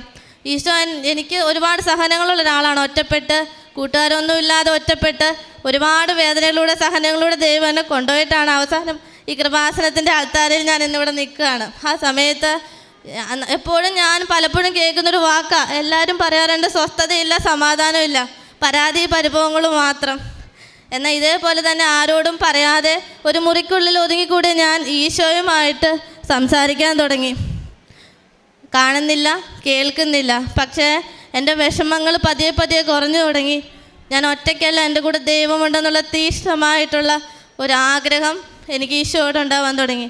അങ്ങനെ പതിയെ പതിയെ ഏകദേശം ഒരു വർഷത്തിനുള്ളിൽ തന്നെ ക്രൈസ്തവ ജീവിതത്തെ പറ്റിയും ഒരു ക്രിസ്ത്യാനി എങ്ങനെ ആവണമെന്നും യേശുവിൽ വിശ്വസിക്കുന്ന ഒരാൾ എങ്ങനെയായി തീരണമെന്നും ഈശോ എനിക്ക് നേരിട്ട് തന്നെ പറഞ്ഞു തരുവാനും അത് അനുഭവിച്ചറിയാൻ എനിക്ക് പറ്റിയെന്നുള്ളത് ഏറ്റവും വലിയൊരു ഭാഗ്യമായിട്ട് ഞാൻ കാണാം. അതിന് ഏറ്റവും നന്ദി പറഞ്ഞ സ്വർഗത്തോടാണ്. അനേകം അത്ഭുതങ്ങളും അടയാളങ്ങളും ഞാൻ കണ്ടു. പക്ഷേ ഈശോ എന്നെ പഠിപ്പിച്ച ഒറ്റ കാര്യമേ ഉള്ളൂ, ഞാൻ ഈ ചെയ്യുന്ന അത്ഭുതങ്ങളെക്കാളും അടയാളങ്ങളെക്കാളും ഏറ്റവും വലുത് ഇന്നും ജീവിക്കുന്ന ദൈവത്തിൻ്റെ പുത്രനായ യേശു ക്രിസ്തുവാണെന്ന് നീ ആൾത്താരെ കയറി നിന്ന് ലോകത്തോട് സാക്ഷ്യം പറയണമെന്ന് അവിടെ നിന്ന് എന്നോട് പറഞ്ഞയച്ചതുകൊണ്ട് മാത്രമാണ് ഞാൻ ഇവിടെ വന്ന് നിൽക്കുന്നത്. അനേകം വർഷങ്ങളായി, ഏകദേശം 5 വർഷമായി ഞാൻ ഇവിടെ വന്ന് സാക്ഷ്യം പറയാൻ ശ്രമിക്കുകയാണ്. പക്ഷേ സമയം അനുവദിച്ചില്ല. ദൈവഹിതത്തോട് ചേർന്ന് നിന്ന് പ്രാർത്ഥിക്കാനും ആ കർത്താവിൻ്റെ ഹിതം അറിയാതെ മുന്നോട്ട് പോകാൻ എനിക്ക് സാധിക്കുന്നുണ്ടായിരുന്നില്ല. എനിക്കും ഈ ഉടമ്പടി എടുക്കുന്നവരോട് ഒറ്റ കാര്യം മാത്രമേ പറയാനുള്ളൂ, ഈശോയെ ഞാൻ ഓരോ സെക്കൻഡുകളോളം യേശുവിനെ അനുഭവിച്ചൊരു വ്യക്തിയാണ് ഞാൻ. അതിനൊറ്റ കാരണമേ ഉള്ളൂ, എളിമപ്പെടുക. ഞാനൊന്നുമല്ല, ഞാൻ ഈശോയോട് പ്രാർത്ഥിക്കും, കർത്താവ് എനിക്ക് ഞാനൊന്നുമല്ല, ഞാൻ നിൻ്റെ മുമ്പിൽ മുട്ടുകുത്തി നിന്നു. എനിക്ക് ഏകദേശം ബൈബിൾ എടുക്കാൻ എനിക്ക് പറ്റുന്നുണ്ട് ഒരാളായിരുന്നില്ല. കൊന്ത ചൊല്ലാൻ അമ്മ പഠിപ്പിച്ചു, പക്ഷേ വചനം വായിക്കാനുള്ള കൊതിയായിരുന്നു, പറ്റിയില്ല. അങ്ങനെ എനിക്ക് വചനം വായിക്കുന്ന കൊതി ഞാൻ കർത്താവിനോട് പറയിച്ചു, എനിക്കിത് വായിക്കണം. അപ്പോൾ കർത്താവ് പറയും, നീ പൂർണ്ണമായിട്ടും എന്നിലേക്ക് വരണം. അങ്ങനെ ഞാൻ ഈശോയോട് പ്രാർത്ഥിച്ചു, ഈശോയെ ഞാൻ പൂർണ്ണമായിട്ടും നിന്നെ തന്നെ എനിക്ക് സമർപ്പിക്കുന്നു എന്നുള്ളത്. അങ്ങനെ കർത്താവിൻ്റെ മുമ്പിലേക്ക് ഞാൻ മുട്ടുകുത്തി ഈശോയോട് പറഞ്ഞു, ഞാൻ ഇന്ന് മുതൽ നിൻ്റെ ശിഷ്യയും നീ ഇന്ന് മുതൽ എൻ്റെ ഗുരുവായിരിക്കണം, എനിക്ക് വചനം പഠിക്കണം. കർത്താവിൻ്റെ മുമ്പിൽ ഇരുന്ന് ഞാൻ ബൈബിൾ തുറന്നു. അന്ന് തൊട്ട് വചനങ്ങൾ എൻ്റെ മുന്നിലേക്ക് കടന്നു വരാൻ തുടങ്ങി. വചനങ്ങൾ എണ്ണി ഞാൻ പഠിക്കാൻ തുടങ്ങി. ഏകദേശം 500-ൽ പരം വചനങ്ങളാണ് ദൈവം എൻ്റെ ഹൃദയത്തിലേക്ക് കടത്തിവിട്ടത്. ആ വചനങ്ങൾ ഉള്ളിൽ തന്നെ വെക്കാനുള്ളതായിരുന്നില്ല, ഓരോരുത്തോടും ഞാൻ പറയുമായിരുന്നു. ഞാൻ അറിയാതെ തന്നെ യേശുവിനെ പ്രഘോഷിക്കുമായിരുന്നു. അപ്പോൾ എനിക്കൊരു കാര്യം ബോധ്യപ്പെടുത്തി തന്നു, ജീവിതത്തിൽ അത്ഭുതങ്ങളോ അടയാളങ്ങളോ അല്ല വലുത്, സ്വസ്ഥതയും സമാധാനവും സന്തോഷവും. ഒരു കുടുംബത്തിലേക്ക് കടന്നു വരണമെങ്കിൽ ഏറ്റവും ആദ്യം മനുഷ്യന് വേണ്ട ഏറ്റവും അത്യാവശ്യമുള്ളൊരു കാര്യം ജീവിക്കുന്ന ദൈവത്തെ തിരിച്ചറിയുക എന്നതും മാത്രമാണെന്ന് കർത്താവ് എനിക്ക് ബോധ്യപ്പെടുത്തി തന്നു എന്നുള്ളതാണ്. ഇന്ന് ജീവിതത്തിലെ ഏറ്റവും നല്ലൊരു കുടുംബജീവിതം ദൈവം എനിക്ക് തന്നിട്ടുണ്ട്. ഞാൻ ചെല്ലുന്നിടം പോലും അനുഗ്രഹിക്കപ്പെടുന്ന രീതിയിൽ അവിടെ നിന്ന് എൻ്റെ അരികിലേക്ക് കടന്നു വരാറുണ്ട്. ഏറ്റവും കൂടുതൽ പരിശുദ്ധ അമ്മയേക്കാൾ ഉപരി യേശുവിനെ തിരിച്ചറിയുവാനും സ്നേഹിക്കുവാനും അവിടെ നിന്ന് എന്നെ പഠിപ്പിച്ചു എന്നുള്ളതാണ് ഏറ്റവും സത്യം. ഞാൻ വിചാരിച്ചു അമ്മയാണ് എല്ലാം, പക്ഷേ അമ്മ എൻ്റെ കരങ്ങളിലേക്ക് കർത്താവിൻ്റെ കരം വെച്ച് തന്നപ്പോൾ എനിക്ക് മനസ്സിലായി, അമ്മയേക്കാൾ ഉപരി യേശുവിനെ എത്രമാത്രം സ്നേഹിക്കണമെന്നും അവിടുന്ന് എത്രമാത്രം എന്നെ സ്നേഹിക്കുന്നുവെന്നും ഈ ലോകത്തിന് വേണ്ടി ക്രൂശിലേറിയത് എന്തിനാണെന്നും ദൈവം പഠിപ്പിച്ചു എന്ന് എനിക്ക് പറയാൻ അത്രമാത്രം എനിക്കും പറയാതിരിക്കാൻ പറ്റത്തില്ല. ആത്മീയമായിട്ടുള്ള ജീവിതത്തിൻ്റെ വളർച്ച കർത്താവിനെ പഠിപ്പിച്ചു എന്നുള്ളതാണ്. ഉടമ്പടിയുടെ വചനങ്ങൾ കറക്റ്റായിട്ട് ഞാൻ പാലിക്കുമായിരുന്നു. അതുപോലെ തന്നെ എളിമപ്പെട്ട് ഈശോയുടെ മുമ്പിൽ മുട്ടുകുത്തി എപ്പോഴും പ്രാർത്ഥിക്കുമായിരുന്നു.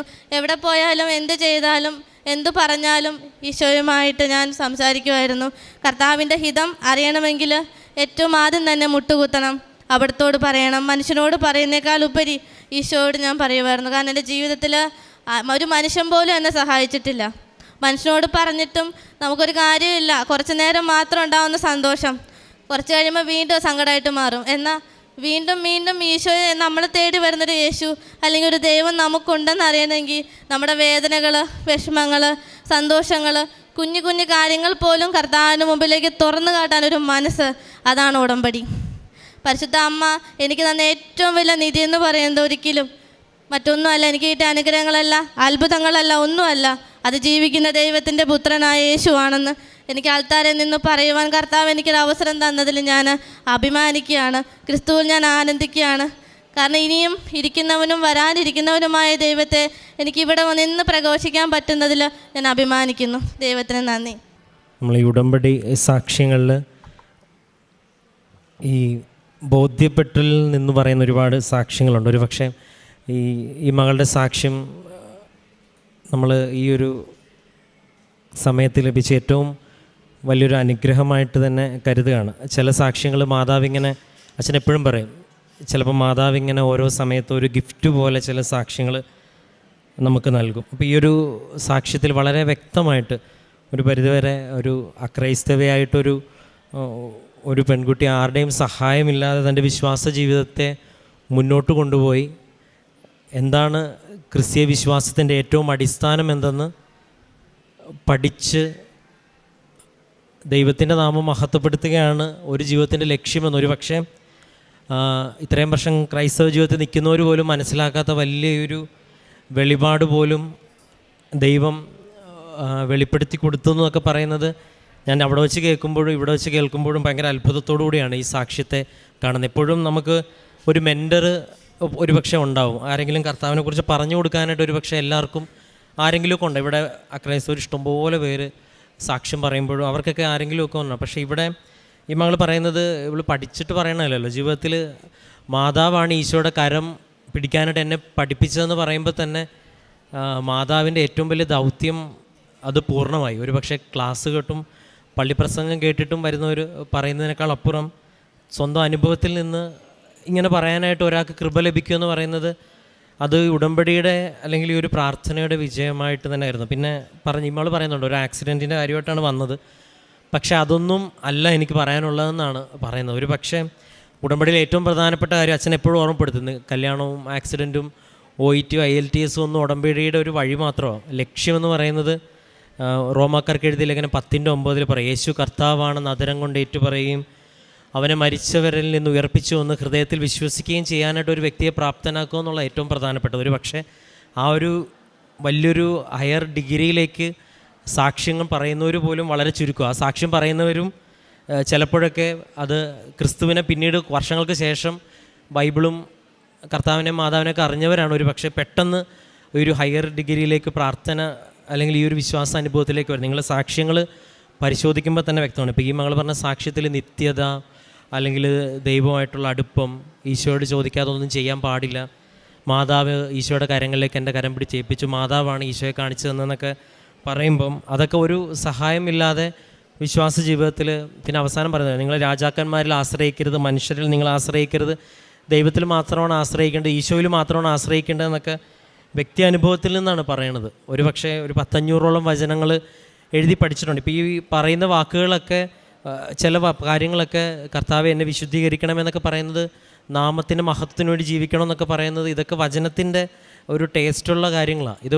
ബൈബിൾ വായിക്കുന്നവർക്ക് മാത്രം വരുന്നത്. അപ്പോൾ അത്രത്തോളം ബൈബിൾ വായിക്കാനായിട്ട് അതും എങ്ങനെയൊക്കെയോ കരങ്ങളിൽ എത്തിയെന്ന് തോന്നുന്നു. അപ്പം ഉടമ്പടിയുടെ യഥാർത്ഥ ലക്ഷ്യം എന്താണെന്ന് ഈ ഒരു സാക്ഷ്യത്തിൽ ഈ മകൾ തന്നെ എല്ലാം പറഞ്ഞു നിർത്തിയിട്ടുണ്ട്. ഇനി ഇതിനൊരു എക്സ്പ്ലനേഷൻ ആവശ്യമില്ല. പക്ഷേ ഈ ഒരു തലത്തിലേക്ക് ഉടമ്പടി ഒരു വ്യക്തിയെ വളരെ ചുരുങ്ങിയ സമയം കൊണ്ട് എത്തിക്കും. തൻ്റെ ഈ ചെറുപ്പ കാലഘട്ടത്തിൽ തന്നെ സ്വന്തമായിട്ട് അപ്പോൾ ഈ വിശ്വാസത്തിൻ്റെ ഈ ഒരു ഫോർമുലയിൽ വ്യക്തമായിട്ട് നമ്മളൊരു 2 സ്റ്റെപ്പ് പുറത്തോട്ടെടുത്ത് വെക്കുമ്പോൾ ദൈവം കൂടെ നിൽക്കുമെന്നുള്ള കാര്യം ഒരു സംശയമില്ലാത്തൊരു കാര്യമാണ്. വേറെ പ്രത്യേകിച്ച് ഈ ഒരു സാക്ഷ്യം കേൾക്കുവാനായിട്ടുള്ള ഭാഗ്യം നമുക്ക് എല്ലാവർക്കും ലഭിച്ചു. ഇനി ഭാവിയിൽ കേൾക്കാനിരിക്കുന്നവരും ഇവിടെ പറഞ്ഞ സാക്ഷ്യങ്ങളുടെ കിട്ടിയ കാര്യങ്ങൾക്കും അപ്പുറം ഇതാണ് ഉടമ്പടിയുടെ ലക്ഷ്യമെന്ന് തന്നെ പറയേണ്ടി വരും. ജീവിതത്തിൽ നിത്യത വരെ ദൈവത്തിൻ്റെ കരം പിടിച്ച് പോകണം. ഈ ലോകത്ത് ജീവിക്കുന്ന ദൈവത്തിനെ മഹത്വപ്പെടുത്താൻ, ബാക്കിയുള്ളതെല്ലാം ഒരു കാരണമായിട്ട് മാത്രം മാറുകയാണ്.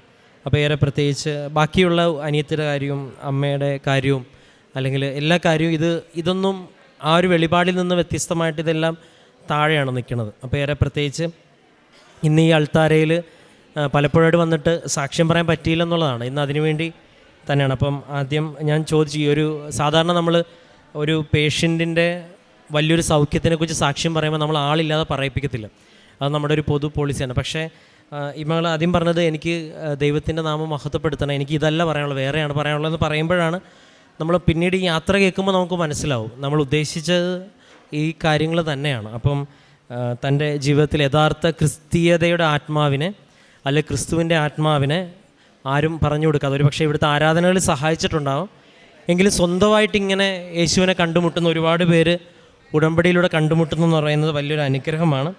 പ്രത്യേകിച്ച് ഇനിയും മുൻപോട്ട് പോകുമ്പോൾ കർത്താവിൻ്റെ വലിയ വലിയ വെളിപ്പെടുത്തലുകൾ ലഭിക്കട്ടെ. ഒരുപാട് പേർക്ക് ഈ ഒരു ദൈവാനുഭവം വലിയൊരു അനുഗ്രഹത്തിന് കാരണമാകട്ടെ. ഇങ്ങനൊരു ദൈവാനുഭവത്തിലേക്ക് ഒരു വ്യക്തിയിലേക്ക് ചേർത്ത് നിർത്താനായിട്ട് ഉടമ്പടി എന്ന പ്രാർത്ഥന സഹായിച്ചതിനെ ഓർത്ത് നമുക്ക് ദൈവത്തിന് നന്ദി പറയാം. പരിശുദ്ധമ്മയുടെ യഥാർത്ഥ ലക്ഷ്യം യേശുവിൻ്റെ കരം പിടിക്കാനായിട്ട് നമ്മളെ പഠിപ്പിക്കുക എന്നുള്ളതാണ്. അത് തന്നെയാണ് ഏറ്റവും അടിസ്ഥാനവും. അപ്പോൾ ഈ നമ്മുടെ ജീവിതത്തിൻ്റെ ലക്ഷ്യവും യേശു കർത്താവാണെന്ന് ഏറ്റുപറയുക എന്നുള്ളതാണ്. അപ്പോൾ ഈ രണ്ട് ബോധ്യവും ഈ ഒരു സാക്ഷ്യത്തിൽ ലഭിച്ചെങ്കിൽ ഉടമ്പടിയുടെ ഏറ്റവും വലിയ സാക്ഷ്യങ്ങളിൽ ഒരു സാക്ഷ്യമാണ് ഇത് എന്ന് പറയേണ്ടി വരും. അപ്പോൾ ഇനിയും ഈ മകൾ മുന്നോട്ട് പോകുമ്പോൾ ഒരുപാട് പേർക്ക് ഈ ഒരു അനുഭവം പങ്കുവെക്കാൻ ഇനി ഒരുപാട് അനുഗ്രഹങ്ങളും ദൈവത്തിൻ്റെ സാന്നിധ്യം ആൾക്ക് ലഭിക്കട്ടെ എന്ന് പ്രാർത്ഥിക്കുന്നു. ദൈവം നൽകിയ എല്ലാ അനുഭവങ്ങൾക്കും നമുക്ക് നല്ല കരങ്ങളടിച്ച് ദൈവത്തിൻ്റെ നാമം മഹത്വപ്പെടുത്തും. ദൈവം തൻ്റെ മഹത്വത്തിൻ്റെ സമ്പന്നതയിൽ നിന്ന് യേശു ക്രിസ്തു വഴി നമുക്ക് ആവശ്യമുള്ളതെല്ലാം നൽകും. പരിശുദ്ധ അമ്മയുടെ ഈ പ്രത്യക്ഷീകരണത്തിൻ്റെ സാക്ഷിയായി എന്നെ ഇവിടെ നിർത്തിയതിന് ആദ്യമേ തന്നെ ഈശോയ്ക്കും മാതാവിനും ഒത്തിരി നന്ദി പറയുന്നു. എൻ്റെ പേര് സജിൻ മാനുവൽ. ഞാൻ ഛത്തീസ്ഗഡിലെ റായ്പൂർ എന്ന സ്ഥലത്തു നിന്നാണ് വരുന്നത്. സ്വന്തം വീട് കണ്ണൂരാണ്. ഞാൻ എൻ്റെ വൈഫിൻ്റെ ജോലി സംബന്ധമായിട്ട് ഞങ്ങൾക്ക് ഛത്തീസ്ഗഡിലേക്ക് മാറേണ്ടി വന്നു. അപ്പോൾ 2 വർഷത്തോളം എനിക്ക് ജോലിയില്ലാത്ത അവസ്ഥയായിരുന്നു. അപ്പോൾ വളരെ സങ്കടപ്പെട്ട് ഞാനിവിടെ വന്ന് ഉടമ്പടി എടുത്തപ്പോൾ 2 മാസങ്ങൾക്കുള്ളിൽ തന്നെ എനിക്ക് അവിടെ ഒരു സ്കൂളിൽ ജോലി കിട്ടുകയും അതുപോലെ തന്നെ ഒത്തിരി സ്റ്റുഡൻസിനെ പ്രൈവറ്റായിട്ട് കിട്ടുകയും അങ്ങനെ ഒത്തിരി അനുഗ്രഹങ്ങൾ തന്ന് മാധവ് അനുഗ്രഹിച്ചു. അതുപോലെ ഞാനൊരു സിംഗറാണ്. അപ്പോൾ ഒത്തിരി നാളായിട്ട് നല്ലൊരു അറിയപ്പെടുന്ന ഒരാളായിട്ട് മാറണമെന്ന് ആഗ്രഹമുണ്ടായിരുന്നു. അപ്പോൾ ഉടമ്പടിയിൽ അത് ഞാൻ എഴുതിയിട്ടുണ്ടായിരുന്നു. അങ്ങനെ ഇരിക്കെ ഒരു ദിവസം ബഹുമാനപ്പെട്ട ഷാജി തുമ്പിച്ചേറിൽ അച്ഛൻ ഇവിടെ നിന്ന് ഛത്തീസ്ഗഡിൽ വരികയും എന്നെ കാണുകയും എനിക്ക് ഒത്തിരി പാട്ടുകൾ പാടാനുള്ള അവസരം തന്ന് അനുഗ്രഹിക്കുകയും ചെയ്തു. മാധവൻ്റെ പ്രത്യേകമായിട്ടുള്ളൊരു അനുഗ്രഹമായിട്ട് ഞാനിതിനെ കാണുകയാണ്. എനിക്ക് യാതൊരു പരിചയമില്ലാതിരുന്ന അച്ഛൻ പെട്ടെന്നൊരു ദിവസം അവിടെ വരികയും എന്നോട് സംസാരിക്കുകയും എന്നെ ഇവിടെ കൂട്ടിക്കൊണ്ടുവരികയും മലയാളം, ഹിന്ദി എന്നിങ്ങനെ പല ഭാഷകളിൽ എനിക്ക് ഒത്തിരി പാട്ടുകൾ പാടാനുള്ള കൃപ തരികയും ചെയ്തു. ഇത് വലിയൊരു അനുഗ്രഹമായിട്ട് ഞാൻ കാണുന്നു. അതുപോലെ തന്നെ എനിക്ക് 3 മാസത്തോളം ഒത്തിരി നാളായിട്ട് മാറാത്ത ചുമയും കഫക്കെട്ടുമായിരുന്നു. അപ്പോൾ ഇവിടുത്തെ ഉടമ്പടി ഉപ്പും തൈലവും ചെയ്ത് പ്രാർത്ഥിച്ചപ്പോൾ എനിക്ക് രോഗസൗഖ്യം ലഭിക്കുകയും അതുപോലെ തന്നെ ഞങ്ങളുടെ വീട്ടിൽ കിണറിൽ പെട്ടെന്നൊരു ദിവസം വെള്ളം പറ്റുകയും തീരെ വെള്ളമില്ലാത്ത അവസ്ഥയുണ്ടായി. അപ്പോൾ വിശ്വാസ പ്രമാണവും ചൊല്ലി കിണറ്റിൽ ഉടമ്പടി ഉപ്പ് വിതറി പ്രാർത്ഥിച്ചതിൻ്റെ ഫലമായിട്ട് അന്ന് തന്നെ മഴ പെയ്യുകയും കിണറ്റിൽ സമൃദ്ധമായിട്ട് വെള്ളം ഉണ്ടാവുകയും ചെയ്തു. ഇതുവരെ പിന്നീട് ഒരിക്കലും ആ വെള്ളം പറ്റിയിട്ടില്ല. അങ്ങനെ ഇരിക്കെ ഒരു ദിവസം ഞാൻ ഛത്തീസ്ഗഡിലൂടെ ബസ്സിൽ യാത്ര ചെയ്യുമ്പോൾ എൻ്റെ പേഴ്സ് നഷ്ടപ്പെടാനിടയായി. ഞാൻ ആ നിമിഷം തന്നെ മാതാവേ ഞാൻ വന്ന് സാക്ഷ്യം പറഞ്ഞോളാമെന്ന് പറഞ്ഞതിൻ്റെ ഫലമായിട്ട് 5 മിനിറ്റിനുള്ളിൽ എനിക്ക് ഒരു കോൾ വരികയും ഞാൻ നിന്ന സ്ഥലത്ത് എനിക്ക് എൻ്റെ നഷ്ടപ്പെട്ട പേഴ്സ് ഒരാൾ കൊണ്ടുവന്ന് തരികയും ചെയ്തു. അത് മാതാവിൻ്റെ വലിയൊരു അനുഗ്രഹമായിട്ട് അത്ഭുതമായിട്ട് ഞാൻ സാക്ഷ്യപ്പെടുത്തുന്നു. എൻ്റെ അമ്മയ്ക്ക് തൈറോയിഡിൻ്റെ പ്രോബ്ലം ഉണ്ടായിരുന്നു വളരെ കാലമായിട്ട്. അപ്പോൾ ഉടമ്പടി എടുത്ത് കുറച്ച് കാലം കഴിഞ്ഞപ്പോൾ ടെസ്റ്റ് ചെയ്തപ്പോൾ ചെറിയ നൊഡ്യൂൾസ് കാണാനിടയായി. അപ്പോൾ ബയോപ്സി ചെയ്യണമെന്ന് പറഞ്ഞു. ഞങ്ങൾ ബയോപ്സിക്ക് അയച്ചു. അതിൻ്റെ കൂടെ തന്നെ ഞങ്ങൾ തൊണ്ടയിൽ ഉടമ്പടി തൈലവും അതുപോലെ ഉപ്പും ഉപയോഗിക്കുകയും ചെയ്തു. അതിൻ്റെ ഫലമായി റിസൾട്ടിൽ യാതൊരു കുഴപ്പവും ഉണ്ടായില്ല. അത് മാതാവിൻ്റെ പ്രത്യേകമായ ഒരു അനുഗ്രഹമായിട്ട് ഞാൻ കണക്കാക്കുകയാണ്. ഞാൻ പ്രേക്ഷിത പ്രവർത്തനമായിട്ട് ചെയ്തത് മലയാളത്തിലും ഹിന്ദിയിലുമുള്ള ഉടമ്പടി പത്രങ്ങൾ ഞാൻ പല സ്ഥലങ്ങളിൽ വിതരണം ചെയ്തു. ഇടവയ്ക്ക് പുറത്തും റോഡിലും എല്ലാം വിതരണം ചെയ്തു. അതുപോലെ മദർ തെരേസ ഭവനിൽ എന്നാൽ കഴിയുന്ന സഹായങ്ങൾ ചെയ്തു. ഹോസ്പിറ്റലിലും വീടുകളിലും രോഗി സന്ദർശനം നടത്തി. എല്ലാ ദിവസവും മുടങ്ങാതെ കുർബാന കാണുകയും 2 ആഴ്ച കൂടുമ്പോൾ കുമ്പസാരിക്കുകയും ചെയ്തിരുന്നു. ഉടമ്പടി ധ്യാനങ്ങൾ മുടങ്ങാതെ പങ്കെടുത്തിരുന്നു. ചൊവ്വാഴ്ചകളിൽ യൂട്യൂബിൽ കാണുകയും അത് മറ്റുള്ളവർക്ക് പല പല ഗ്രൂപ്പുകളിൽ ഷെയർ ചെയ്യുകയും ചെയ്തിരുന്നു. സാക്ഷ്യങ്ങളും അതുപോലെ എല്ലാവർക്കും ഷെയർ ചെയ്തിരുന്നു. ഇതുപോലെ ഒത്തിരി അനുഗ്രഹങ്ങൾ തന്ന് എന്നെ എൻ്റെ കുടുംബത്തിനെയും അനുഗ്രഹിച്ചതിന്, സാമ്പത്തികമായിട്ട് ഉന്നതിയിലേക്ക് നയിച്ചതിന് എല്ലാത്തിനും പരിശുദ്ധ അമ്മയ്ക്കും തിരുക്കുമാരനും 1000 നന്ദി അറിയിച്ചുകൊണ്ട് യേശുവേ നന്ദി, യേശുവേ സ്തുതി, യേശുവേ ആരാധന. യുവാക്കൾ പോലും തളരുകയും ക്ഷീണിക്കുകയും ചെയ്തേക്കാം. ചെറുപ്പക്കാർ ശക്തിയേറ്റ് വീഴാം. എന്നാൽ ദൈവത്തിൽ ആശ്രയിക്കുന്നവർ വീണ്ടും ശക്തി പ്രാപിക്കും. അവർ കഴുകന്മാരെ പോലെ ചിറകടിച്ചുയരും. അവർ ഓടിയാലും ക്ഷീണിക്കുകയില്ല, നടന്നാൽ തളരുകയില്ല. യെശയ്യാ പ്രവാചകൻ്റെ പുസ്തകം 40-ാം അധ്യായം 30-31 വചനങ്ങളാണ്. വളരെ കാലമുണ്ടായിരുന്ന ചുമയും കഫക്കെട്ടും, അതും ഒരു പാട്ടുകാരനായ ഒരു വ്യക്തിക്ക് അത് വളരെ അസ്വസ്ഥതയാണ്. അവിടെയും നേർച്ച വസ്തുക്കളായ ഉടമ്പടി തൈലവും വെഞ്ചരിച്ച ഉപ്പും വിശ്വാസ പ്രമാണം ചൊല്ലി പ്രാർത്ഥിച്ചതിൻ്റെ ഫലമായിട്ട് ആ രോഗസൗഖ്യം ലഭിക്കുകയും പിന്നീട് കിണറ്റിലുണ്ടായിരുന്ന വെള്ളം അത് പെട്ടെന്ന് വറ്റുകയാണ്. അവിടെയും പരിശുദ്ധ അമ്മയുടെ പ്രത്യക്ഷീകരണത്തിൻ്റെ ഈ ആലയത്തിൽ വന്ന് ഉടമ്പടി എടുത്തതിൻ്റെ ആ ഉടമ്പടി വെഞ്ചരിച്ച ഉപ്പാണ് ഇട്ട് പ്രാർത്ഥിച്ചത്. അതിൻ്റെ ഫലമായിട്ട് അന്ന് തൊട്ട് ഇന്ന് വരെ കിണറ്റിലെ വെള്ളം വറ്റിയിട്ടില്ല. അവിടെയും ഈശോയുടെയും അമ്മയുടെ ഒരു വലിയ കൃപയും അനുഗ്രഹവുമാണ് നമുക്ക് കാണുവാൻ സാധിക്കുന്നത്. നമുക്കറിയാം, ഛത്തീസ്ഗഡ് എന്ന സ്ഥലം വളരെ തിരക്കേറിയ സ്ഥലമാണ്, ഇൻറ്റീരിയർ ഏരിയ ആണ്. പക്ഷേങ്കിൽ അവിടെയൊക്കെ ഒരു പേഴ്സ് കാണാൻ നഷ്ടപ്പെട്ടു പോയാൽ വിലപിടിപ്പുള്ള ഡോക്യുമെൻറ്റ്സ് ഉണ്ട്, വാല്യൂബിൾസ് ഉണ്ട്. അത് തിരിച്ചു കിട്ടാനായിട്ട് പ്രതീക്ഷിക്കേണ്ട ആവശ്യമില്ല. പക്ഷേങ്കിൽ അവിടെയും ഈ മകൻ പ്രാർത്ഥിച്ചത്, എൻ്റെ പേഴ്സ് തിരിച്ചു കിട്ടുമ്പോൾ ഞാൻ അമ്മയുടെ സന്നിധിയിൽ വന്ന് സാക്ഷ്യപ്പെടുത്തുമെന്നാണ്. ഒരു സാധ്യതയുമില്ലാത്ത ഒരു സ്ഥലത്ത് പേഴ്സ് നഷ്ടപ്പെട്ടപ്പോൾ പ്രത്യക്ഷീകരണത്തിന് സാക്ഷിയാക്കി സാക്ഷ്യം പറയാമെന്ന് പ്രാർത്ഥിച്ചതിൻ്റെ ഫലമായിട്ട് ആ പേഴ്സ് തിരിച്ചു കിട്ടുകയാണ്. അങ്ങനെയാണ് അവിടെ നഷ്ടപ്പെട്ട കിട്ടിയ ആ വ്യക്തി തന്നെ ഫോൺ വിളിച്ച് ഇന്ന സ്ഥലത്ത് വരാൻ പറയുകയും ആ പേഴ്സ് തിരിച്ചു കൊടുക്കുകയുമാണ്. ഇവിടെയും ഈശോയുടെയും അമ്മയുടെ ഒരു വലിയ കൃപയും അനുഗ്രഹവുമാണ് നമുക്ക് കാണുവാൻ സാധിക്കുന്നത്. അതുപോലെ തന്നെയാണ് അമ്മയുടെ തൈറോയിഡിൻ്റെ അസുഖവും സൗഖ്യപ്പെട്ടത്. ഈശോയുടെയും അമ്മയുടെയും ചേർന്ന് നിൽക്കുമ്പോൾ പലപ്പോഴും നമ്മളുടെ ജീവിതത്തിൽ ക്ഷീണിച്ചു പോകാവുന്ന തളരുന്ന അവസ്ഥകളുണ്ടാവാം. പക്ഷെങ്കിൽ നമുക്ക് തളരേണ്ട ആവശ്യമില്ല. നമ്മളെ ശക്തിപ്പെടുത്തുന്ന, നമ്മെ ഉയർത്തുന്ന, നമ്മെ സംരക്ഷിക്കുന്ന ഒരു ദൈവമാണ് നമ്മുടെ കൂടെയുള്ളത്. ഉടമ്പടി മക്കളുടെ ജീവിതത്തിൽ നമ്മെ സംരക്ഷിക്കുന്ന അമ്മയാണ് കൃപാസനം അമ്മ. മനുഷ്യശക്തി തളരുമ്പോൾ ദൈവശക്തി നമ്മെ ഉയർത്തുമെന്ന് ഉറപ്പുള്ള ഒരു പദ്ധതിയാണ് ഉടമ്പടി.